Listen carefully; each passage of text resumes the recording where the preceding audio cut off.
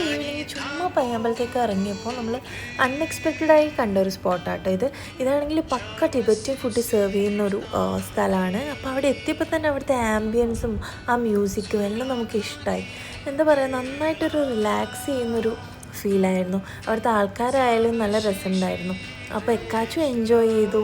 അത് കഴിഞ്ഞ് നമ്മൾ ഫുഡ് മോമോസും പിന്നെ ബീഫും വെജീസൊക്കെ വരുന്നൊരു ഐറ്റം. ഇതൊക്കെ എന്ത് ചോപ്സ്റ്റിക്കൊക്കെ വെച്ചിട്ട് ആദ്യമായിട്ടായിരുന്നു ഫുഡ് കഴിക്കുന്നത് ട്രൈ ചെയ്തത്. എനിക്ക് ആദ്യം പറ്റിയില്ല, അപ്പോൾ അവൾ കൈകൊണ്ട് കഴിക്കായിരുന്നു.